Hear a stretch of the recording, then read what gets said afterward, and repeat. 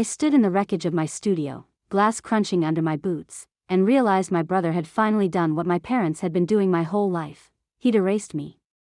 Before we continue, please subscribe now and tell us the time where you're watching from. My name is Tessa Vance, and I learned early that love in my family came with conditions I could never meet. I was 8 when Nathan got his first dirt bike, bright red, gleaming chrome, the kind that made neighborhood kids stop and stare. I was 8 when I asked for a bicycle, any bicycle, and my mother patted my hand like I'd requested the moon. "You'll have to earn that yourself, sweetheart. Nathan needs his bike for motocross. He has potential." Potential. That word became the soundtrack of my childhood. Nathan had potential in football, so they paid for elite training camps. Nathan had potential in business, so they funded his failed startups, one after another, watching thousands vanish into ventures that collapsed within months. Nathan had potential to be something extraordinary, and I had the potential to survive without them. I was 15 when I started babysitting every weekend. 16 when I added tutoring gigs and lawn mowing. 17 when I finally bought that second-hand bicycle with money I'd saved for 2 full summers, bills folded and counted in my bedroom at night. The bike was scratched, the gears stuck sometimes, but it was mine. Earned. Proof that I didn't need their approval to exist. College was when the inequality became impossible to ignore. Nathan wanted to attend a private university 3 states away, tuition $60,000 a year, not counting housing or his meal plan or the expensive laptop he insisted he needed. My parents wrote the checks without hesitation. They drove him there in a rented truck, helped him decorate his dorm, took him shopping for furniture and clothes and textbooks. They posted photos on social media, beaming with pride. "Our boy is off to change the world." I applied to the same university. Got accepted with better grades, better test scores, better everything. When I showed them my acceptance letter, my father barely looked up from his newspaper. "That's nice, Tessa. How are you planning to pay for it?" I remembered staring at him, waiting for the punchline. Waiting for him to smile and say he was joking, that of course they'd help me the way they helped Nathan. But he just turned the page, and my mother continued chopping vegetables for dinner, and neither of them saw my face crumble. I figured it out. That phrase became my mantra, my curse, my challenge. I figured out financial aid and scholarships and student loans. I figured out working 30 hours a week while taking a full course load. I figured out eating ramen for weeks so I could afford textbooks. I figured out how to build a life from scraps while watching my brother get everything handed to him on platters made of gold. Graphic design saved me. I'd always loved creating things, manipulating color and shape and space until they told stories. I started freelancing my sophomore year, small jobs at first, logos for local businesses, flyers for campus events. But I was good. Better than good. Clients came back, brought friends, left reviews that brought strangers who became steady income. By graduation, I had something Nathan never managed despite all their investment, a real business. Vance Designs. My own client list, my own reputation, my own money. I rented a small studio space in a converted warehouse downtown. Exposed brick walls, huge windows that flooded the room with light, just enough space for my equipment and my drafting table and my dreams. That studio became my sanctuary. I filled it with everything I'd earned: a professional-grade computer, a tablet for digital illustration, a camera for product photography, shelves lined with design books and portfolios. Every item represented hours of work, late nights, sacrifices. Every item was proof that I didn't need them. That I'd become someone despite their neglect, not because of their support. I was 26 when Nathan decided he wanted to be a designer too. He showed up at my studio one afternoon without calling, without knocking, just walked in like he owned the place. He looked around with this appraising expression, like he was evaluating real estate. "Nice setup you've got here, Tessa. Must be doing well." I should have seen it coming. Should have recognized the tone, the interest that only surfaced when I had something worth taking. But he was my brother. Some stupid part of me still wanted his approval, still hoped that maybe he'd finally see me as an equal. He started small. Asked to borrow my camera for a project. Then my tablet because his wasn't working. Then could he use my studio for a client meeting because his apartment wasn't professional enough. Every request came with promises. I'll bring it back tomorrow, I'll be super careful, just this once. I said yes. Again and again, I said yes, because that's what I'd been trained to do. Accommodate. Sacrifice.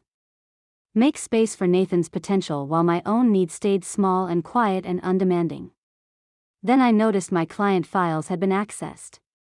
Designs I'd created for ongoing projects, suddenly showing signs of someone else's tampering. Layers moved, colors changed, files saved at times when I wasn't working. I checked my account logs and found logins from Nathan's IP address. When I confronted him, he laughed. Relax, Tessa. I was just looking. Trying to learn from you. You should be flattered. I changed all my passwords. Added security measures. Told him clearly, firmly, that he couldn't access my accounts anymore, couldn't use my equipment without explicit permission each time, couldn't treat my business like his personal resource library. He smiled and nodded and said he understood. 2 weeks later, I arrived at my studio to find chaos. The door was unlocked. My computer was on, files scattered across the desktop. My camera was missing from its case. Papers were everywhere, my carefully organized project folders dumped and mixed and destroyed. And on my desk, I found an invoice, Nathan's name at the top, my design underneath, sent to a client I'd been courting for months. He'd stolen my work. Copied one of my portfolio pieces, changed minor details, and pitched it as his own creation. The client had hired him, paid him, praised him for his innovative vision. My design. My hours of work. His credit, his money, his glory. I called him 17 times. He answered on the 18th, voice casual and unconcerned. Oh yeah, I meant to tell you about that. The client loved what you'd done, so I figured why not use it? You weren't going to pitch to them anyway. What's the big deal? The big deal was that he'd broken into my studio. Stolen my intellectual property. Committed fraud. The big deal was that everything I'd built, everything I'd earned through years of sacrifice, he'd treated like his inheritance. Like my success was just another family resource he was entitled to access. I went to my parents. Showed them the evidence, the security footage from the building hallway showing Nathan entering with a key he'd copied without permission, the time-stamped files proving the theft, the invoice with my design under his name. I laid it all out on their dining room table and waited for their outrage, their apology, their promise to make this right. My mother sighed. My father rubbed his temples. And then they looked at me with expressions that made my stomach drop. Tessa, honey, your father began, Nathan's going through a rough patch right now. He needs support, not accusations. I stared at him. He broke into my studio. He stole my work. He committed fraud. Don't be dramatic, my mother said. He's your brother. Family shares. You've always been so strong, so independent. Nathan needs more help. He's more fragile than you are. Fragile. The word hit me like a slap. Nathan was fragile, so I had to be strong. Nathan was struggling, so I had to sacrifice. Nathan was family, so I had to forgive theft and betrayal and years of being treated like I mattered less. Just let him use your studio sometimes, my father suggested. Give him access to your equipment, your contacts. Help him get on his feet. You can afford to be generous. That's when something inside me snapped. Not loudly, not dramatically. Just a clean break, like a bone that's been stressed too long finally giving way. I looked at my parents, these people who'd raised me, who'd taught me that love was conditional and approval was earned and my worth was measured by how much I could endure, and I realized something profound. They would never see me. Never value me. Never stop asking me to shrink so Nathan could expand. This wasn't going to change. They weren't going to wake up one day and recognize how they'd failed me. This was the pattern. Set in concrete, fixed and permanent.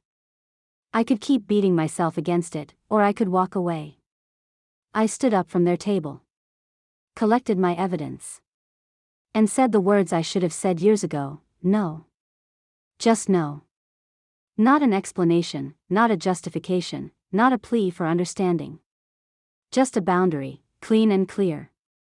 I called my best friend Maya from the parking lot, hands shaking so hard I could barely hold my phone. She picked up on the first ring, and I broke. Told her everything: the studio, the theft, my parents' response, the years of being invisible. She listened until I ran out of words, and then she said something that changed everything. Tessa, you've been strong for them your whole life. Maybe it's time to be strong for yourself.